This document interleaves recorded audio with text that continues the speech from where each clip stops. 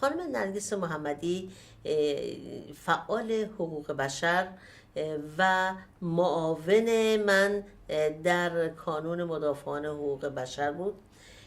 در زمینه مختلف حقوق بشر، خصوصا کمک به خانواده زندانیان سیاسی و بخش زنان کانون مدافعان حقوق بشر فعال بود.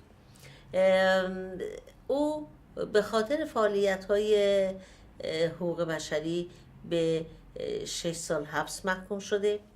در اثر فشارهای بین المللی و اعتراضات بین المللی با وثیقه بسیار سنگین نرگس رو آزاد بهش مرخصی میدن که بیاد خودش رو درمان بکنه.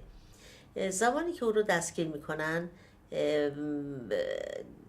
در بازداشت که بود، به خاطر فشارهای جسمی و روحی که به او وارد میشه مبتلا به فلج ادواری عضلانی میشه. مشکل اینه که اگه حالش خوب بشه 2 مرتبه میره زندان و 2 مرتبه همان بیماری عود میکنه، برای اینکه این یک بیماری روانتنیه، یعنی یک بیماری است که در اثر ناراحتی روانی بهش عود میکنه.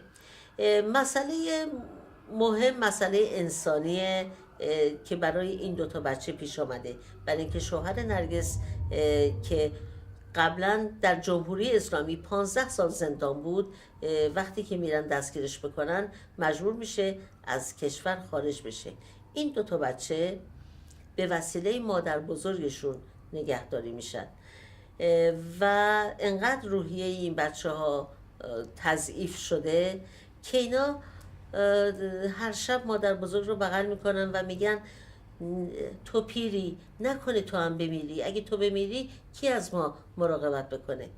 و این سرگذشت دردناک کسی است که خودش و شوهرش عمرشون، سلامتیشون، هستیشون رو برای حقوق بشر گذاشتن. صدای اونها باشید، اونها رو کمک کنید. Nargis Mohammadi is a human rights defender whose case is indicative of many more in Iran. Gravely ill, in July 2012, she was released on bail for specialized medical treatment. As I speak, in September, she remains outside of prison.